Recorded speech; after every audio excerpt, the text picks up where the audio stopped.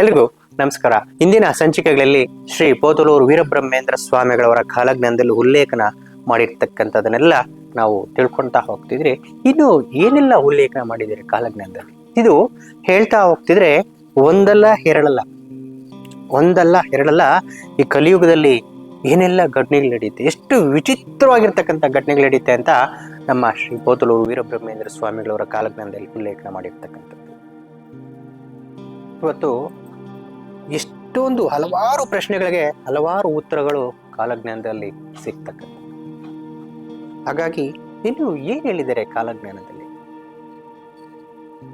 ಕಲಿಯುಗದಲ್ಲಿ ನಡೀತಕ್ಕಂಥ ಘಟನೆ ಎಷ್ಟು ಒಂದು ಸೂಕ್ಷ್ಮತೆಯಿಂದ ತಿಳಿಸಿದ್ದಾರೆ ಅಂತ ಹೇಳಿದ್ರೆ ಅದನ್ನ ನಾವು ಎಷ್ಟು ಹೇಳಿದ್ರು ಸಾಲೋದೇ ಇಲ್ಲ.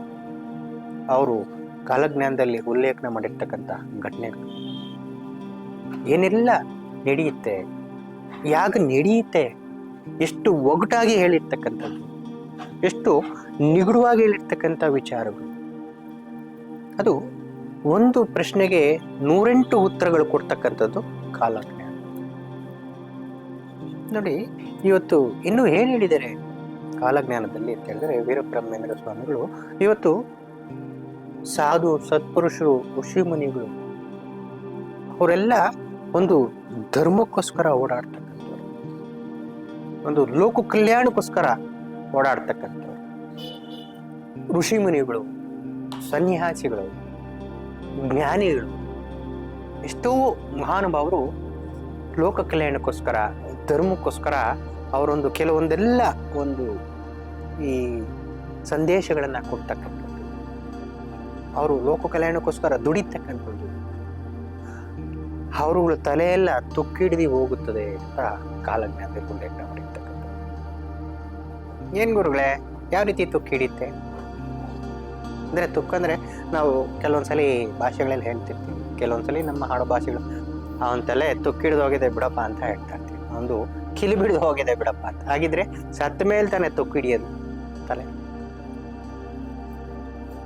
ಅವರು ಆ ಜ್ಞಾನಿಗಳಿಗೆ ಕಲಿಯುಗದಲ್ಲಿ ಅಂತ ಜ್ಞಾನಿಗಳಿಗೆ ತಲೆ ತುಕ್ಕಿಡಿದು ಹೋಗುತ್ತಂತೆ, ತುಕ್ಕಿಡಿದು ಹೋಗುತ್ತಂತೆ.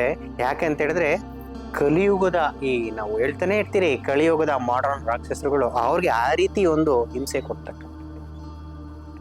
ಆ ರೀತಿ ಇವತ್ತು ಯಾರಾದ್ರೂ ಒಬ್ಬ ಧರ್ಮದ ಮಾರ್ಗದಲ್ಲಿ ನಡೀತಿದ್ರೆ ಅವನಿಗೆ ನಾನಾ ರೀತಿ ಹಲವಾರು ಚಿಂತೆಗಳು ಕೊಡ್ತಕ್ಕಂಥವ್ರು ನಮ್ಮ ಮಾಡರ್ನ್ ರಾಕ್ಷಸರು. ಒಂದು ಧರ್ಮದ ರೀತಿ ನಡ್ಕೊಳ್ತಿದ್ರೆ ಅವನನ್ನ ವ್ಯಂಗ್ಯ ಮಾಡ್ತಕ್ಕಂಥದ್ದು, ಅವನನ್ನ ಕೀಳಾಗಿ ನೋಡ್ತಕ್ಕಂಥದ್ದು, ವಿಚಿತ್ರ ಅವನು ಸಹಿಸ್ಕೊಳಕ್ ಆಗ್ದಿರ್ತಕ್ಕಂಥ ಹಿಂಸೆಗಳನ್ನ ಕೊಡ್ತಕ್ಕಂಥದ್ದು. ಯಾರೋ ನಾವೊಂದು ಕೆಲವೊಂದು ಸಣ್ಣ ಉದಾಹರಣೆ ಕೊಡೋದಕ್ಕೆ ನಾವು ಇಷ್ಟಪಡ್ತೀವಿ. ನೋಡಿ, ಯಾವುದೋ ಒಂದು ನಮ್ಮ ಈ ಯುಗದಲ್ಲಿ ನಡೀತಕ್ಕಂಥದ್ದು ನಾವು ಹೇಳ್ತದ್ದು ಒಂದು ಉದಾಹರಣೆಗೋಸ್ಕರ ನಾವು ಈ ಮಾತನ್ನ ಹೇಳ್ತೀರಿ. ಯಾರೊಬ್ಬ ಮೇಲ್ಮಟ್ಟಕ್ಕೆ ಬೆಳೀತಿದ್ದಾನೆ, ಅವನು ಏನ್ ಶ್ರಮ ಪಟ್ನೋ, ಏನು ಒಂದು ಶ್ರಮ ಪಟ್ಟಿದ್ದಾನೋ ಅಂತ ಅದೆಲ್ಲ ಕೇಳಕ್ಕೆ ಹೋಗಲ್ಲ. ಒಬ್ಬ ಜ್ಞಾನಿ ಮೇಲ್ಮಟ್ಟಕ್ಕೆ ಬೆಳೀತಿದ್ರೆ ಅವನನ್ನ ಹೆಂಗಾದ್ರೂ ಮಾಡಿ ಹಾಳು ಮಾಡ್ಬೇಕಲ್ಲ, ಆ ಸ್ಥಾನಕ್ಕೆ ಹೋಗಿ ನಾನು ಕೂತ್ಕೊಬೇಕಲ್ಲ.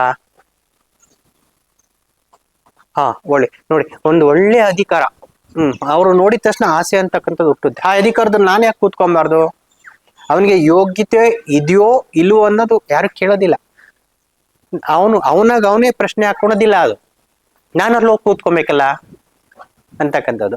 ಇವತ್ತು ಒಬ್ಬ ಜ್ಞಾನಿ ಒಬ್ಬ ಭವಿಷ್ಯವಾಣಿಯನ್ನು ನುಡಿತಕ್ಕಂಥವ್ರು ಅಥವಾ ಏನೇ ಒಂದು ಸಂದೇಶನ ತಿಳಿಸ್ತಕ್ಕಂಥವ್ರು ಆಗಿದ್ದಾಗ ಅವ್ರಗಳನ್ನ ವ್ಯಂಗ್ಯ ಮಾಡ್ತಕ್ಕಂಥದ್ದು, ಅವ್ರನ್ನ ದೂಷಣೆ ಮಾಡ್ತಕ್ಕಂಥದ್ದು. ನೋಡಿ, ಅವ್ರ ಯಾವ್ದೋ ಬಿಡಪ್ಪ ಏನಷ್ಟು ದೊಡ್ಡ ವಿಚಾರನ ಅಂತಕ್ಕಂಥದ್ದು. ಅವ್ರನ್ನ ಒಂದು ಕೆದಕಿ, ಅವ್ರನ್ನ ತಲೆಯನ್ನ ಕೆದಕಿ ನಾವ್ ಹೇಳ್ತಿರ್ತಾರೆ ಮಾತಾಡ್ತಕ್ಕಂಥವ್ರನ್ನ, ತುಂಬಾ ಈ ಕೆಲವೊಂದು ತತ್ವಿರುದ್ಧ ಪ್ರಶ್ನೆಗಳು ಕೇಳೋರನ್ನ, ಅಯ್ಯೋ ಇವನ್ ಜೊತೆಯಲ್ಲಿ ಕೂತ್ಕೊಂಡ್ರೆ ತಲೆ ಗೊಬ್ಬರ ಆಗ್ಬಿಡುತ್ತಪ್ಪ ಅಂತ ಹೇಳ್ತಾರೆ. ತಲೆ ನನ್ ತಿಕ್ಲಿಡ್ದೋಗುತ್ತೆ, ತಲೆಯಲ್ಲಿರೋ ವಿದ್ಯೆ ಎಲ್ಲ ಗೊಬ್ಬರ ಆಗ್ಬಿಡುತ್ತೆ ಇವನ್ ಜೊತೆ ಮಾತಾಡ್ತಕ್ಕಂಥದ್ದು. ಆ ರೀತಿ ಕಲಿಯುಗಕ್ಕೆ ಸಂದೇಶಗಳನ್ನ ತಿಳಿಸಿ ನಮ್ಮ ಜ್ಞಾನಿಗಳಿಗೆ ಯಾರು ಕೇಳ್ದಿರ ಬಡ್ಕೊಂಡು ತಲೆ ತುಕ್ಕಿಡ್ದು ಹೊಟ್ಟೋಗ್ತಾರೆ. ಇವತ್ತು ನಾವು ನೋಡ್ಬೋದು, ಜ್ಞಾನಿಗಳೆಲ್ಲ ಜನಗಳಿಂದ ದೂರ ಇರ್ತಾರೆ. ಯಾರು ಸವಾಸನೂ ಬೇಡಪ್ಪ ಅಂತ ದೂರ ಇರ್ತಾರೆ. ಯಾಕೆಂತ ಹೇಳಿದ್ರೆ ಅವ್ರಿಗೆ ಆ ರೀತಿ ಹಿಂಸೆಗಳನ್ನ ಕೊಟ್ಟಿರ್ತಕ್ಕಂಥದ್ದು. ಎಲ್ರೂ ಅಲ್ಲ, ಕೆಲವರು ಕೆಲವರು ಅಜ್ಞಾನಿಗಳು ಅಂತ ಯಾರು ಇರ್ತಾರೋ, ಕೆಲವರು ನೀಚರು ಅಂತ ಯಾರು ಇರ್ತಾರೋ, ಜ್ಞಾನಿಗಳಿಗೆ ತೊಂದರೆಗಳನ್ನ ಕೊಟ್ಟು ವಿಚಿತ್ರವಾಗಿ ಅವರನ್ನ ಒಂದು ದ್ವೇಷ ತರ ಮಾಡಿ ಓಡಿಸಿರ್ತಕ್ಕಂಥದ್ದು ಇವತ್ತು ನಾವು ನೋಡ್ಬೋದು ಈ ಕಲಿಯುಗದಲ್ಲಿ. ಹಾಗಾಗಿ ಜ್ಞಾನಿಗಳಿಗೆ ತಲೆ ತುಕ್ಕಿಡ್ದು ಎಲ್ಲ ಹೊಟ್ಟೋಗ್ತಾರಂತೆ. ಇವ್ರು ಕೊಡ್ತಕ್ಕಂಥ ಹಿಂಸೆಗಳಿಗೆ ಇವತ್ತು ನೋಡಿ, ಒಂದು ಧರ್ಮ ಕಾರ್ಯ ಮಾಡ್ಬೇಕಾದ್ರೆ 108 ಅವನಿಗೆ ತೊಂದರೆಗಳು ಕೊಡೋದಕ್ಕೆ ಸ್ಟಾರ್ಟ್ ಮಾಡ್ತಾರೆ. 108 ತೊಂದರೆಗಳು ಕೊಡೋದಕ್ಕೆ ಸ್ಟಾರ್ಟ್ ಮಾಡ್ತಾರೆ. ಆ ತೊಂದರೆ ಸಹಿಸ್ಲಾರ್ದಿರ ಅವ್ರ ತಲೆ ತುಕ್ಕಿಡ್ದು ಎಲ್ಲರೂ ಜ್ಞಾನಿಗಳು ದೂರ ಹೊಟ್ಟೋಗ್ತಾರೆ.